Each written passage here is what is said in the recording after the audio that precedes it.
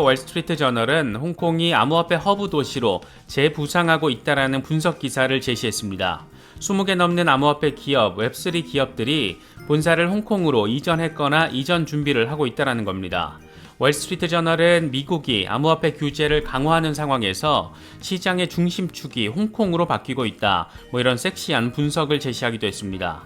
이와 관련해서 데이터 분석 기업 카이코의 CEO 엠버 수비어라는 미국은 암호화폐에 대해서 너무 엄격하다, 홍콩이 더 우호적인 길을 보여주면서 트레이딩과 투자의 중심축이 홍콩으로 기울고 있다라고 말했습니다. 카이코의 아시아 태평양 헤드쿼터 역시 싱가포르에서 홍콩으로 이전한다라고 하는데, 이와 관련해서 수비어란 CEO는 중국 기관 투자자들이 암호화폐 진출에 시동을 걸고 있는 것이 홍콩 이전 이유 가운데 하나라고 설명을 했습니다.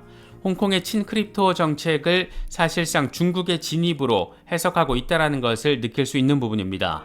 특히 홍콩은 6월 안에 암호화폐 라이선스를 공식적으로 도입하겠다라는 계획을 공식화한 상황이고, 중국의 국영은행들이 홍콩 지사를 통해서 크립토 기업들을 상대로 장사를 하려고 돈을 벌려고 하는 모습도 포착되고 있는 그런 상황입니다. 중국 본토에서 암호화폐를 표면적으로는 금지하고 있지만 사실상 홍콩을 통해서 이 시장에 중국 기업과 자본이 들어오고 있는 상황, 또는 이미 들어온 상황, 6월 이후가 기대가 되는 그런 상황적 배경이 아닐까 생각됩니다. 큰 그림을 정리하자라면 미국이 규제 타령을 하면서 헛짓을 할 때 중국은 홍콩을 통해서 크립토 시장에 점점 더 가까이 들어오고 있다는 건데, 이 같은 상황 속에서 미국 MIT 연구원이 발표한 비트코인 학술 논문이 아마존 베스트셀러에 오르면서 관심받고 있습니다.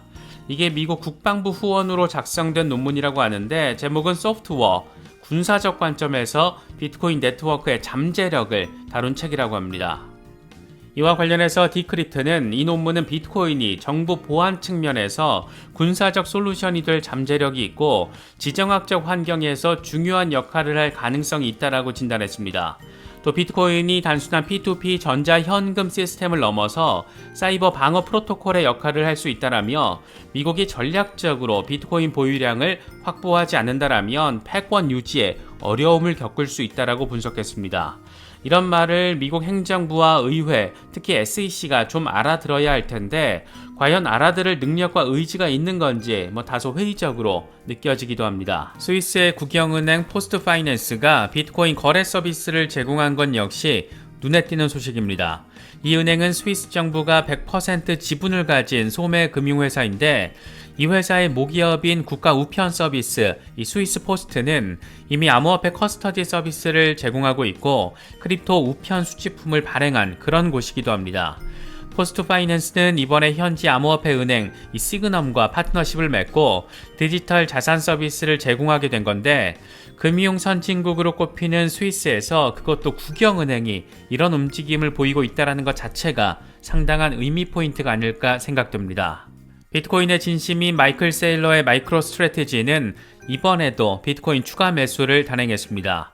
지난 3월 24일부터 4월 4일까지 28,016달러에서 비트코인을 1,045개를 추가 매수한 건데 시가로 2,930만 달러 규모입니다. 이에 따라서 마이크로 스트래티지의 평단가는 29,803달러이고 모두 14만 BTC, 41억 7천만 달러 규모를 보유하고 있는 것으로 집계되고 있습니다. 비트코인 강세론자이자 블룸버그 인텔리전스의 시니어 전략가 마이크 맥글론도 재미있는 분석을 제시했습니다.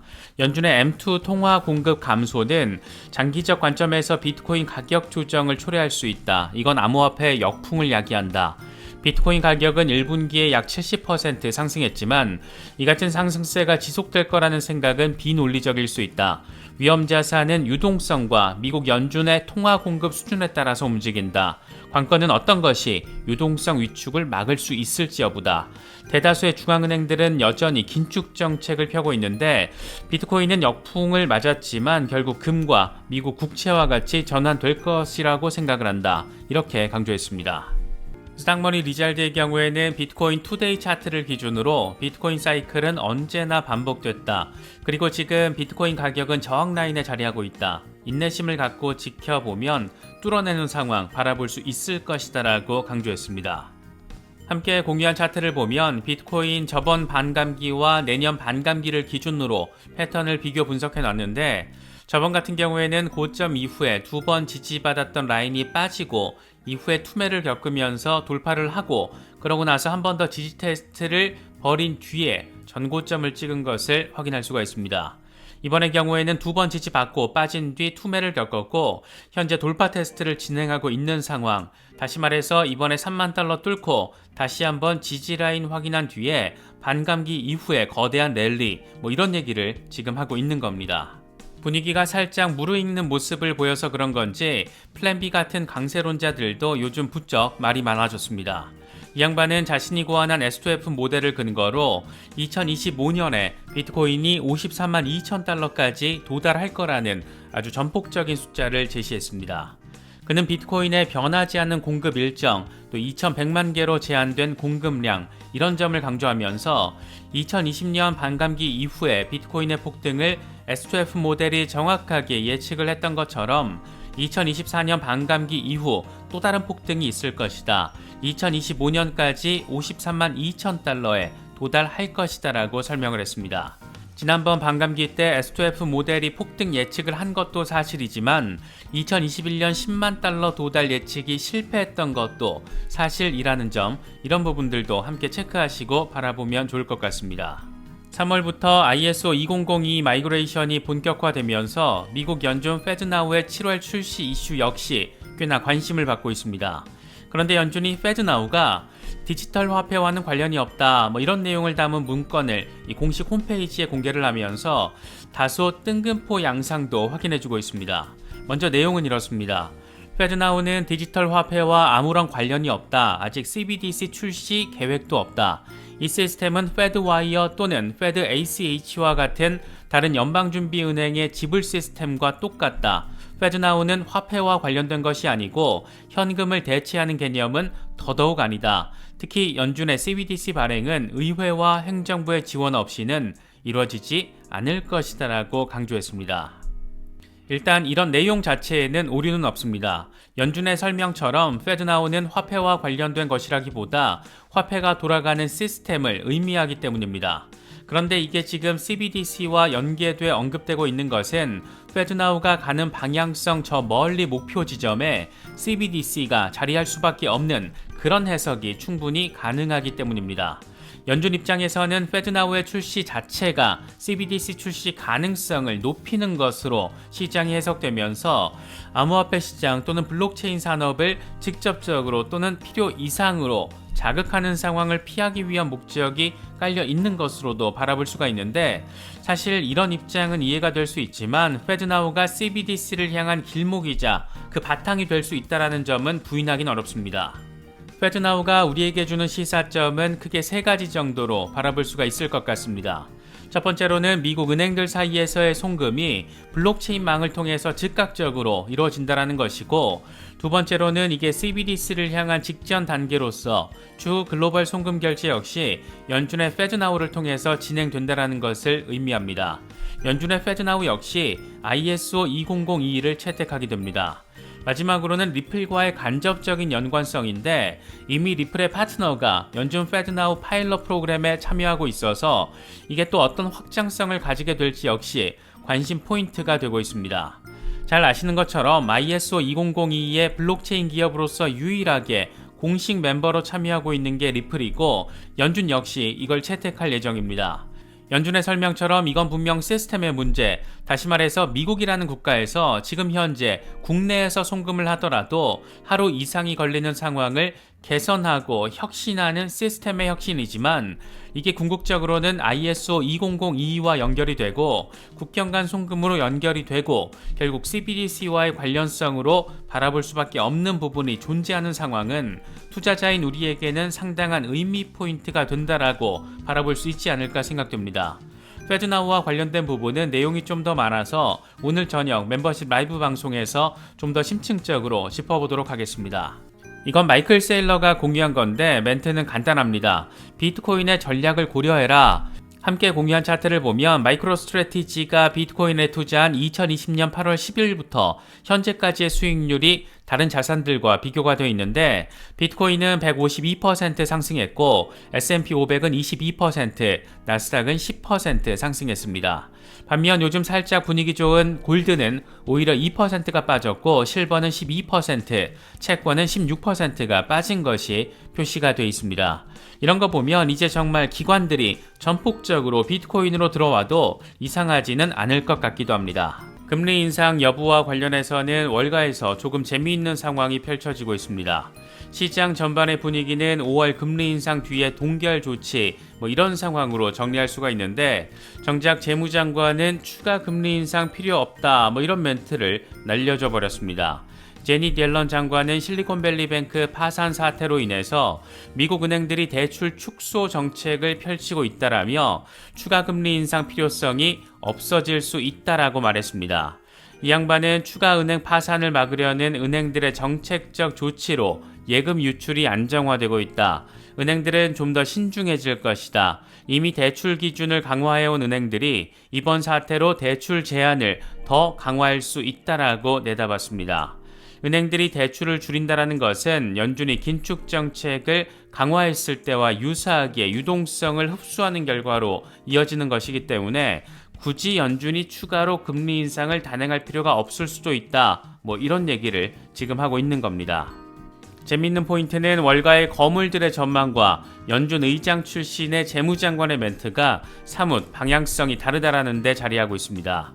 상징적으로 눈에 띄는 것은 세계 최대 자산운용사 이 블랙록의 레리 핑크 회장의 멘트인데 이 양반은 인플레이션이 아직 잡히지 않고 있어서 연준이 두세 번 정도 금리를 더 인상해서 0.5%포인트에서 0.75%포인트 정도 금리를 더 올릴 거라고 전망했습니다.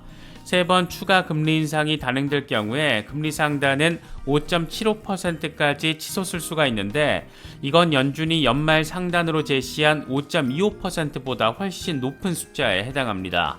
여기에 JP모건의 제이미 다이먼 역시 금리가 지금보다 더 오르고 이렇게 오른 금리가 더 오래 지속될 가능성에 대비해야 한다.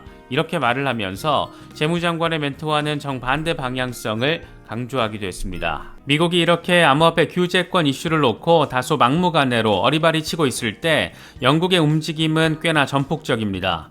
이번에 코인베이스 CEO 브라이언 암스트롱 이 양반도 미국 SEC를 아주 지저분하게 바라보는 입장인데 아무튼 이 양반이 이번에 영국 재무장관과 미팅을 진행했다라고 합니다. 이 자리에서 영국은행이 암호화폐 기업의 법정화폐 결제를 차단하고 있는 건 옳지 않다. 사기 방지는 합리적이지만 전면 금지는 비합리적이다. 이런 긍정적인 입장도 재무장관이 밝혔다라고 합니다.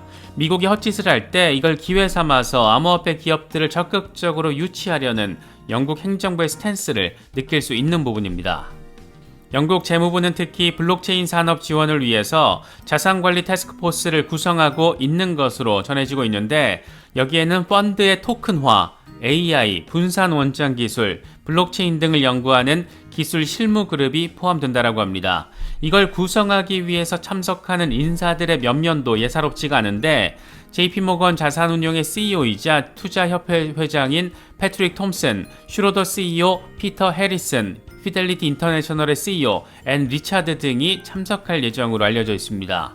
확실히 암호화폐 중심 지역은 글로벌하게 봤을 때 아시아에서는 홍콩, 메나 지역에서는 두바이, 유럽에서는 영국과 파리 등으로 설정되고 있는 모습, 이런 방향으로 바라볼 수 있는 상황이 지금 펼쳐지고 있는 것이 아닌가 그렇게 생각되기도 합니다. 증시의 방향성과 관련된 멘트들도 잇따랐는데 먼저 월가에서 나름 전설적인 투자자라는 타이틀을 가지고 있는 아트캐신 UBS 이사는 미국 증시의 방향성이 앞으로 2주 안에 결정될 거라고 밝혔습니다.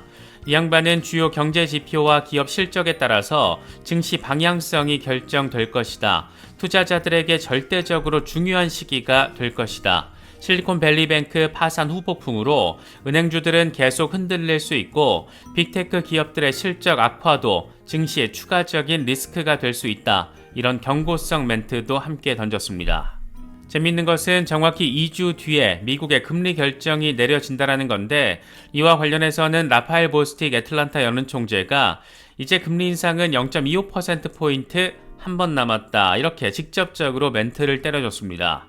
이 양반은 5월 FOMC에서 금리 인상을 한 번 더 하고 그동안의 금리 인상이 미국 경제에 미치는 영향을 지켜볼 것이다 라고 설명했습니다. 다만 이후에는 오랫동안 금리를 유지할 것이다. 금리 인하를 고려하기에는 인플레이션이 아직도 너무 높다. 이렇게 금리 인하 가능성에 대해서는 분명하게 선을 그었습니다. 연준의 경제 동향 보고서인 베이지북도 발간이 됐는데 간단히 정리를 하자면 신용 축소로 인해서 미국 경제가 정체되고 있다. 이 정도를 핵심으로 정리할 수가 있습니다. 실리콘밸리뱅크 파산으로 인해서 3월 초 베이지북의 경제 진단보다는 전반적으로 악화가 됐는데 3월만 하더라도 경제가 여전히 회복력을 유지하고 있다. 이런 평가가 나와줬었지만 이번의 경우에는 전반적인 물가 수준은 완만하게 상승했지만 물가 상승률은 둔화되고 있다. 지역은행들은 불확실성 증가와 유동성 우려로 대출 기준을 강화했다. 이런 점들을 강조했습니다. 쉽게 말하면 인플레이션은 여전히 높고 시중에 공급되는 돈은 줄어들었고 미국 경제의 3분의 2를 차지하는 소비 지출은 소폭 줄고 이 정도가 될 수 있을 것 같습니다. 사실상 연준이 경기 침체를 경고하고 있다는 점을 이렇게 저렇게 상황을 보여주면서 설명을 하고 있는 겁니다. 여기에 더해서 경기 침체의 전조 상황으로 해석되는 장단기 금리 역전의 격차가 더 심화된 것도 침체 우려를 키우는 부분입니다. 1950년 이후에 모두 9번에 걸친 경기 침체가 있었는데 이 같은 침체 6개월에서 24개월 전에는 늘상 장단기 금리 역전이 나타났기 때문에 이 같은 상황은 침체 전조 시그널로 해석이 됩니다. 그런데 연준의 통화정책에 민감한 2년 국채 수익률이 10년물 수익률보다 더 크게 오르면서 이 격차가 지금 더 커진 상황이 펼쳐진 겁니다. 안 그래도 연내 금리 인상 가능성은 희박해진 상황이다 보니까 미국 경제가 올해 안에 침체에 빠질 가능성이 커졌다. 이런 우려 상황으로 해석되고 있습니다. 증시 안팎을 봤을 때 하나 긍정적인 부분이 없다. 이렇게도 바라볼 수 있는 부분이 아닐까 생각되기도 합니다. 암호화폐 산업 규제 이슈와 관련해서 미국은 이렇게 아직까지도 지속적으로 한결같이 혼란스러운 상황을 보여주는 반면 공교롭게도 러시아와 홍콩의 상황은 꽤 재미있게 흘러가고 있습니다.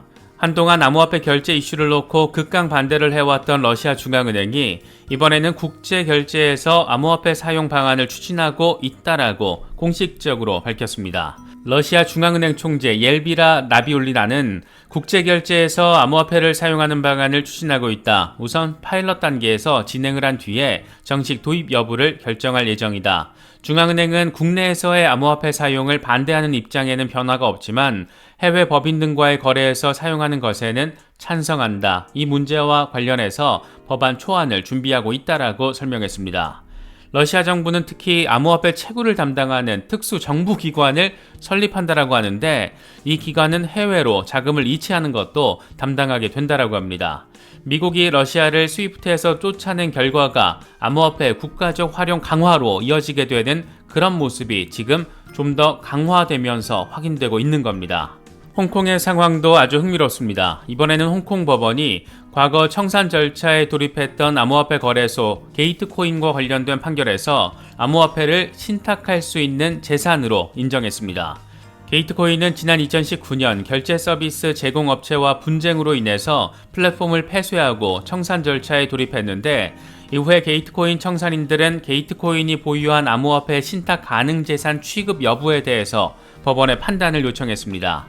이번 사건 담당 판사 린다 체는 암호화폐는 신탁할 수 있는 재산이다. 홍콩은 재산을 넓은 의미로 정의하고 있다라고 판결했습니다.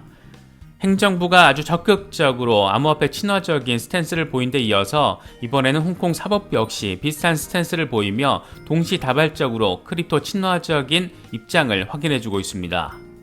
지난달 중국 국영은행들이 홍콩 지사를 통해서 암호화폐 기업에 은행 서비스를 제공한다라는 소식 꽤나 관심을 모았는데 당시 블룸버그는 교통은행을 비롯한 중국 국영은행들이 암호화폐 기업들을 대상으로 서비스 제공을 위해 사전 작업을 돌입한 것으로 전해졌다라고 보도를 했습니다. 이번에는 월스트리트 저널이 교통은행의 홍콩 자회사가 홍콩 암호화폐 기업들과 협력 중이라고 보도했습니다.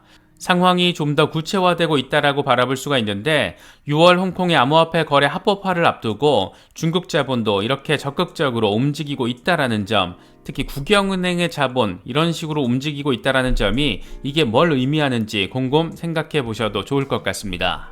이 같은 브릭스 진영의 전폭적인 암호화폐 채택이 결국 달러 패권의 위협이 될 것이라는 전망도 이어지고 있습니다. 이번에는 글로벌 시장 조사기관 피치솔루션의 글로벌 국가 리스크 부문 책임자 세드릭 체비 최근 CNBC와 인터뷰를 했는데 브릭스 국가들의 탈달러화, 중국 위안화의 굴기, 암호화폐 보급화 등이 달러 패권을 위협하고 있다. 미국 달러의 시장 지배력 약화는 패러다임의 변화라기보다 서서히 진행되는 침식과 같이 진행이 될 것이다. 중국은 글로벌 경제에서 가장 큰 무역 파트너 역할을 수행하고 있고 경제력도 계속 강해지면서 영향력을 행사하고 있다. 브릭스 국가들은 탈달러 의존도를 줄일 통화를 개발하기 위해서 노력하고 있고 CBDC와 암호화폐 등장으로 일반 화폐 사용률이 낮아질 것으로 전망된다라고 설명을 했습니다. 세상 바뀌는 소리가 아주 강력하게 들리는 것 같습니다. 분석가 칼레오 역시 강세 전망을 견지했습니다. 한 달 전에 비트코인이 27,000달러였을 때 내 트위터 피드의 절반은 90일 안에 100만 달러 간다라는 확신이었다. 지금 28,500달러 부근의 상황에서 사람들은 새로운 저점을 향하고 있다라고 말하고 있다. 이 두 가지 상황에서 내 대답은 비트코인은 여전히 4만 달러로 가고 있다라는 거다. 이렇게 설명을 했습니다. 27,000달러나 28,000달러나 고만고만하거나 거의 동일한 가격 구간인데 상황에 따라서 극명하게 갈리는 개미의 얄팍한 심리를 비판하면서도 비트코인은 여전히 제 갈 길 잘 가고 있다. 이런 확신을 더해주고 있는 겁니다. 유명 트레이더 인베스트 앤서스의 경우에는 프랙탈의 관점에서 봤을 때 비트코인은 한 달 뒤에 45,000달러까지 상승할 수 있을 거라고 전망했습니다.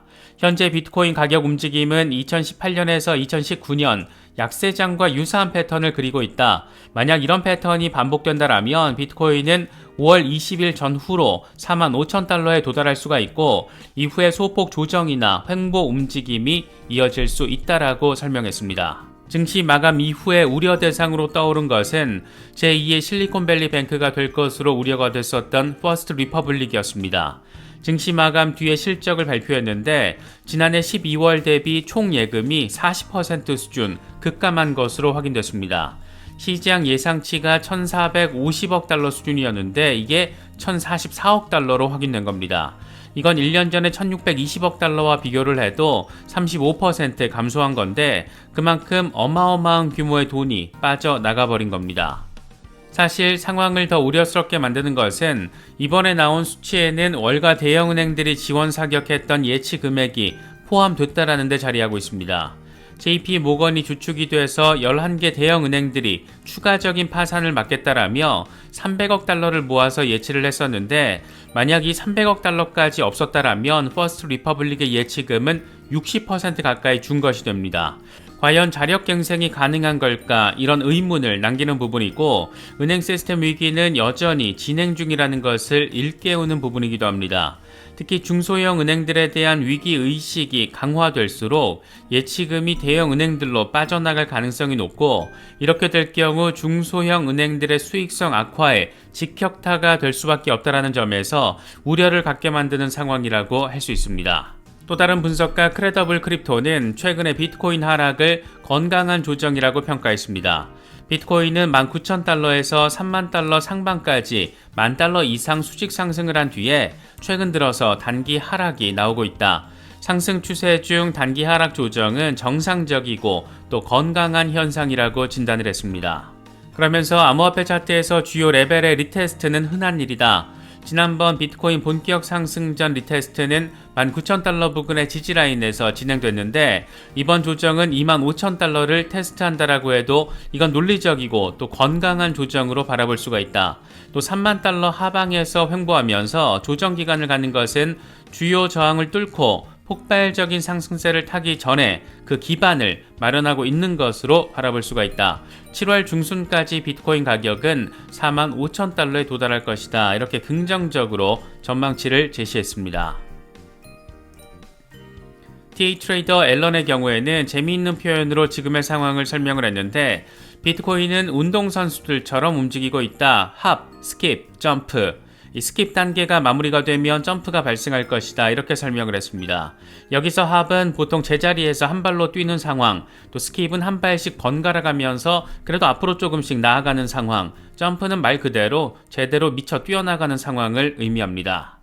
함께 공연 차트를 보면 저항 돌파 이후에 살짝 조정받는 상황을 합으로, 또 이후에 살짝 반등하면서 나아가는 상황을 스킵, 그리고 나서 거대한 반등을 점프로 표시를 해놨는데, 지금 현재 상황은 합을 거쳐서 스킵 단계로 접어든 것이고, 이후에 이게 마무리가 되면 거대한 펌핑을 의미하는 점프 단계가 나올 것이다. 그렇게 2024년 말까지 15만 달러 부근까지 나아갈 수 있다. 이런 점을 지금 강조하고 있는 겁니다.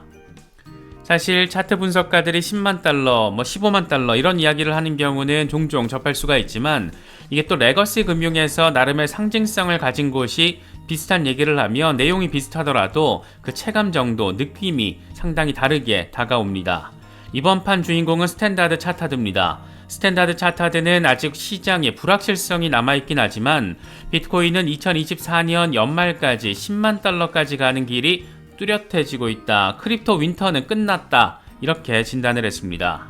최근 미국 은행에서 비롯된 금융 시스템 위기, 연준의 금리 인상 사이클 종료에 따른 위험자산 시장 안정화, 채굴 수익성 개선 등은 비트코인 가격 상승을 견인할 수가 있다. 비트코인은 올해 들어서 시작된 상승세를 타고 4월 들어서 10개월 만에 처음으로 3만 달러를 회복하기도 했다. 이렇게 설명을 하며 강세 가능성을 내비쳤습니다.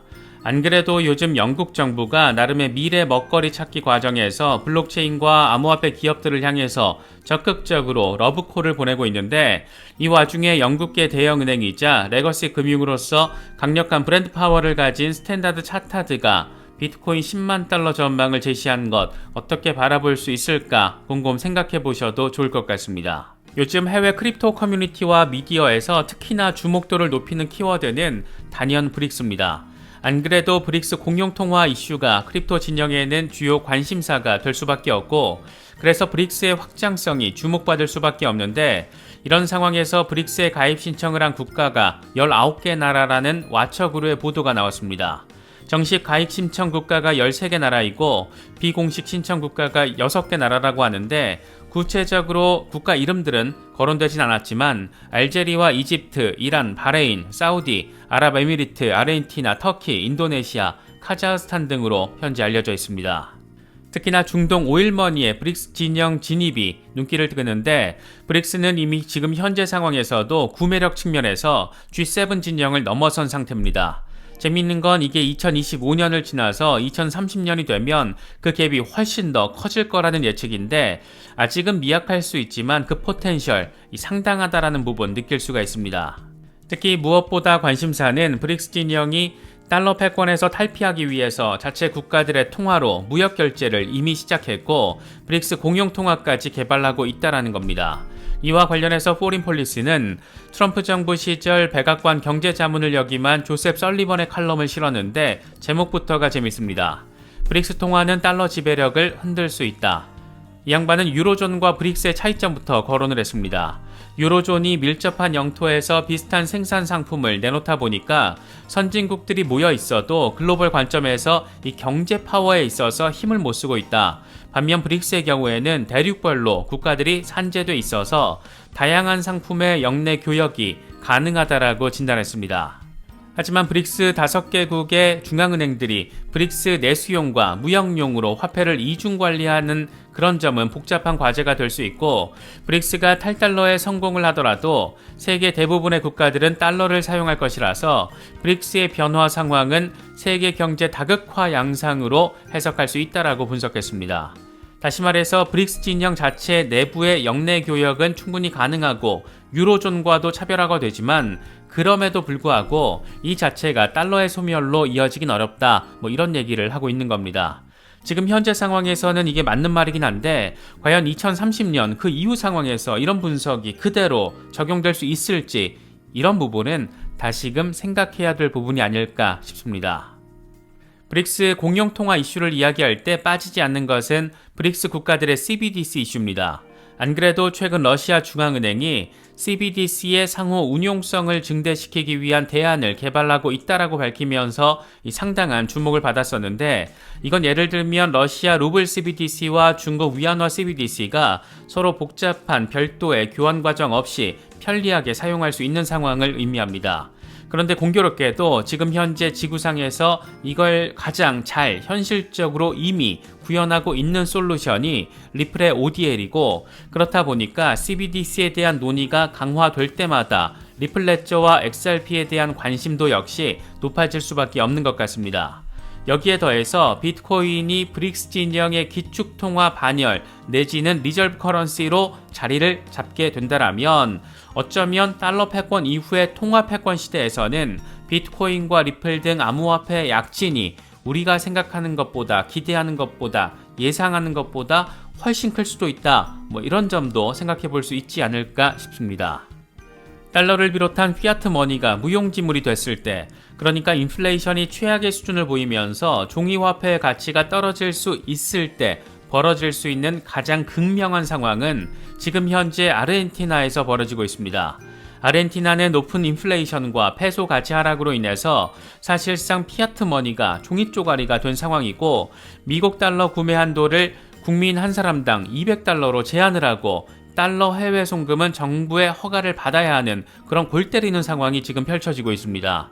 이렇다 보니까 지금 현재 비트코인이 6만 달러 이상에서 거래가 되고 있는 어마어마한 프리미엄 상황이 아르헨티나에서 벌어지고 있습니다.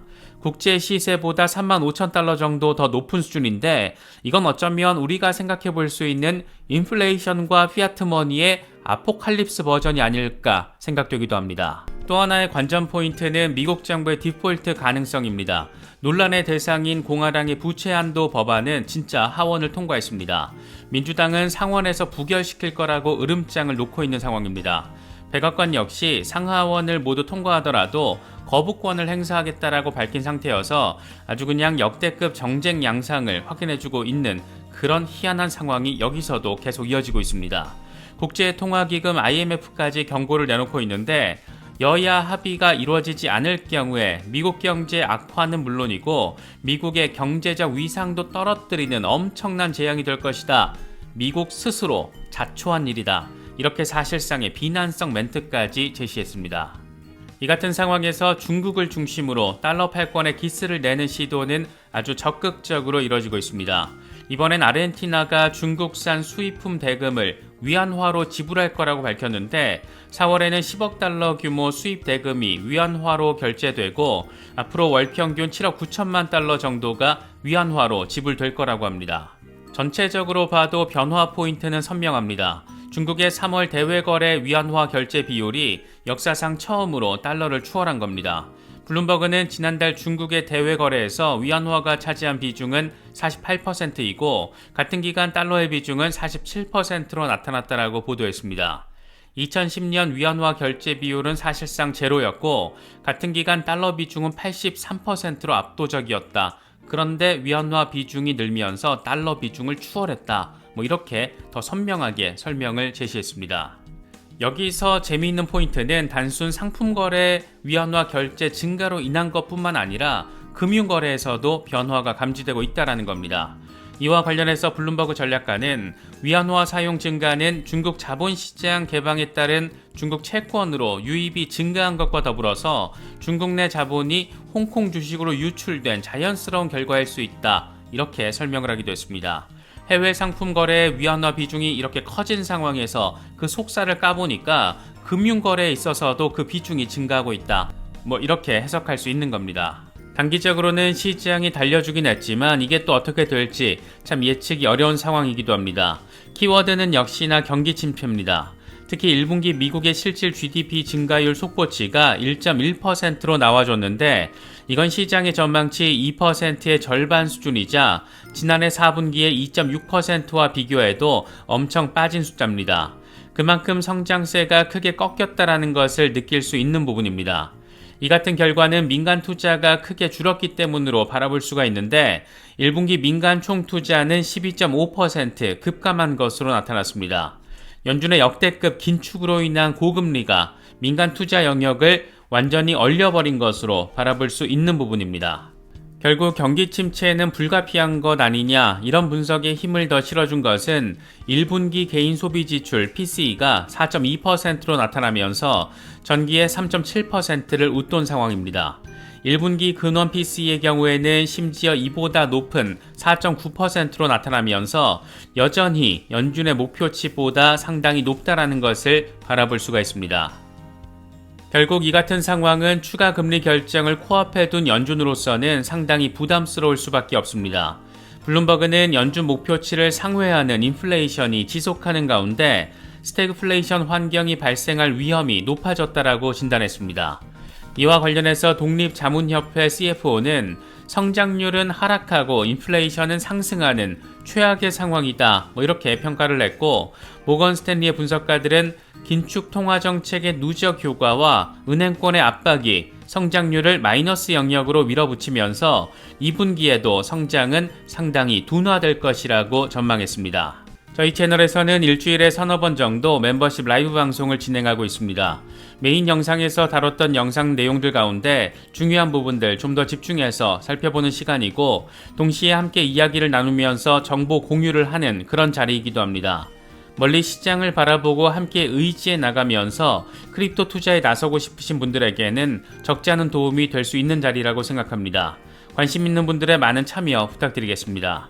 이번에 준비한 영상은 여기까지입니다. 시청해주셔서 감사합니다. 지금까지 크립토 노마디였습니다.